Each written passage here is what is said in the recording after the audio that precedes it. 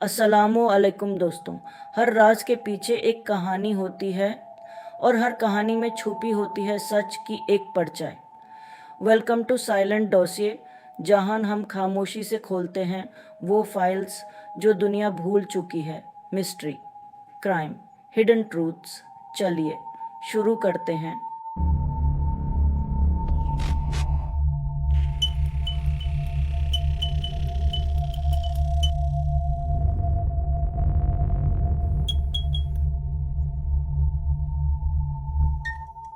Skyler Naz का कत्ल वो रात जब बेहतरीन दोस्तें कातिल बन गईं। जुलाई 2012, वेस्ट वर्जीनिया का एक छोटा सा शहर मॉर्गन टाउन। गर्मियों की एक आम सी रात, लोग सो रहे थे, गलियां सुनसान थीं, लेकिन एक घर की खिड़की से 16 साला स्काइलर नेज ने अपने घर की खिड़की से बाहर कदम रखा। वो कहाँ जा रही थी? किससे मिलने? वो क्यों इतनी रात गए बाहर निकली? सिक्योरिटी कैमरे ने सब कुछ रिकॉर्ड किया।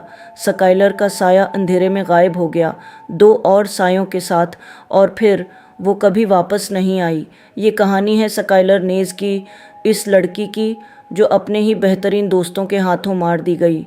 और ये कहानी है इस खौफनाक सच की जो महीनों बाद सामने आया। 5 जुलाई 2012 की रात, गर्मी की एक आम रात, लेकिन ये रात आम नहीं थी। रात के तकरीबन 1 बजे स्काइलर के फ़ोन पर एक पैगाम आया, बाहर आओ, हम तुम्हें लेने आ रहे हैं। स्काइलर ने अपने घर की खिड़की से बाहर कदम रखा, आहिस्ता आहिस्ता, ताकि कोई जाग न जाए। उसने सोचा भी नहीं होगा कि ये इसके घर से आखिरी कदम है। घर के बाहर लगे सिक्योरिटी कैमरे ने सब कुछ रिकॉर्ड किया। स्काइलर खुशी खुशी एक गाड़ी में बैठी जिसमें उसकी 2 बेहतरीन सहेलियां बैठी थीं, और फिर वो गाड़ी अंधेरे में कहीं चली गई। अगली सुबह स्काइलर का कोई अता पता नहीं था। उसका कमरा खाली था, उसका फ़ोन बंद था, वो बस गायब थी। मेरी नेज़, स्काइलर की माँ, उस सुबह उठें तो बेटी का कमरा खाली देखकर दिल बैठ गया। उन्होंने फौरी पुलिस को इत्तला दी। पुलिस आई, सवालात हुए, और इब्तदा में सोचा गया शायद किसी नौजवान लड़की की तरह घर से भाग गई हो। लेकिन मेरी नेज़ जानती थी इनकी बेटी ऐसी नहीं थी। वो घर से नहीं भागी, वो कहीं गई नहीं थी अपनी मर्ज़ी से, वो थी ही नहीं अब इस दुनिया में। पुलिस ने केस खोला। स्काइलर की दोस्तों रेचल और शेली से पूछ-गुछ की गई। दोनों ने कहा, हमें कुछ नहीं पता, वो इस रात हमारे साथ नहीं थी, हमने उसे नहीं देखा। लेकिन सिक्योरिटी फुटेज ने सब कुछ बता दिया। स्काइलर उन्हीं दोनों के साथ गई थी। झूठ पकड़ा गया, लेकिन झूठ पकड़ना कहानी का आगाज़ था, अंजाम नहीं। तफ्तीश कार आगे बढ़े, फ़ोन रिकॉर्ड्स निकाले गए, स्काइलर, रेचल और शेली के दरमियान पैगामात देखे गए। इस रात 5 जुलाई को तीनों के फ़ोन्स एक ही मकाम पर थे, पेंसिल्वेनिया की सरहद के करीब एक जंगल के पास। फिर स्काइलर का फ़ोन बंद हो गया, रेचल और शेली के फ़ोन चलते रहे। ये आदाद व शुमार चीख चीख कर कह रहे थे कि कुछ गलत हुआ, लेकिन सबूत अभी मुकम्मल नहीं थे। महीने गुजरते रहे। स्काइलर के वालिदैन हर रोज़ इंतज़ार करते कि शायद आज बेटी वापस आ जाए, कि शायद आज कोई ख़बर आए। लेकिन वो ख़बर बहुत तलख़ थी, और वो इंतज़ार बहुत लंबा। जनवरी 2013, 6 महीने गुजर चुके थे। शेली एडल्टर, स्काइलर की एक बेहतरीन सहेली, अंदर से टूट गई। वो अपने घर में अकेली थी, खामोशी उसे खा रही थी, झूठ उसे अंदर से जला रहा था। और फिर उसने एतराफ़ किया। शेली ने पुलिस को बताया, हमने स्काइलर को कत्ल किया है, मैंने और रेचल ने मिलकर उसे मारा, हमने प्लान किया था। एक लंबा तवक़्क़ुफ़। पुलिस एतराफ़ सुनकर सुन हो गई। ये 2 लड़कियां जो खुद स्काइलर की बेहतरीन दोस्तन थीं, उन्होंने मिलकर उसे कत्ल किया था। शेली ने जगह बताई। पुलिस वहां गई, पेंसिल्वेनिया की सरहद के करीब एक जंगल में, और वहां उन्हें मिली स्काइलर की बाक़ियात। वो 6 महीने से वहां थी, अकेली, सर्द ज़मीन में, अपने कातिलों के इंतज़ार में नहीं, इंसाफ के इंतज़ार में। लेकिन अब सबसे बड़ा सवाल आया, क्यों? स्काइलर को क्यों मारा गया? क्या पैसों का मामला था? क्या कोई पुरानी दुश्मनी थी? क्या कोई बड़ा राज था? नहीं, तफ्तीश में इंकशाफ हुआ कि रेचल और शेली ने स्काइलर को सिर्फ इसलिए मारा क्योंकि वो अब उसकी दोस्त नहीं रहना चाहती थी। बस इतनी सी बात, वो दोस्ती ख़त्म करना चाहती थी, लेकिन उन्होंने दोस्ती ख़त्म करने के बजाय ज़िंदगी ख़त्म कर दी। सोचें ज़रा, एक 16 साला लड़की की जान इसलिए ली गई क्योंकि 2 लड़कियां उसे छोड़ना चाहती थीं।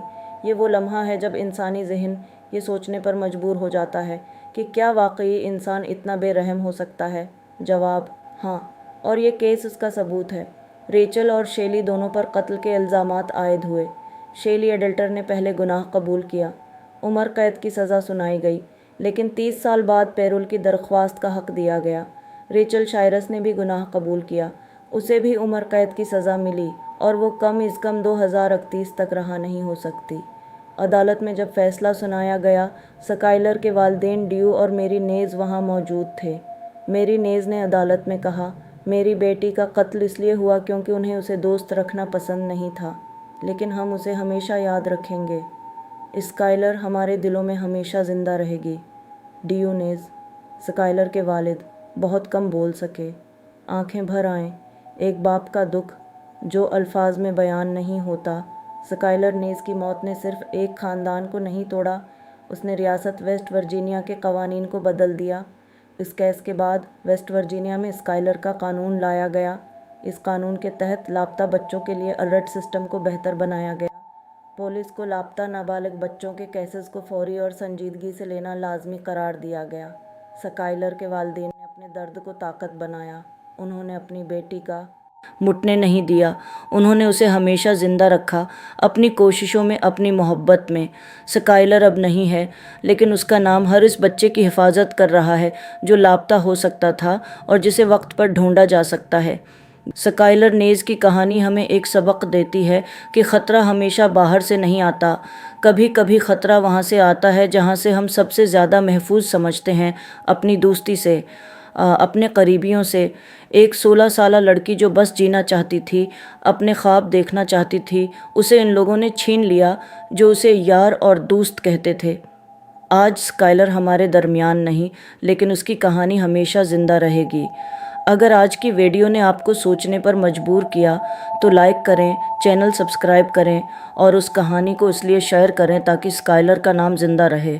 अगली कहानी तक ख्याल रखें अपना और अपने प्यारों का।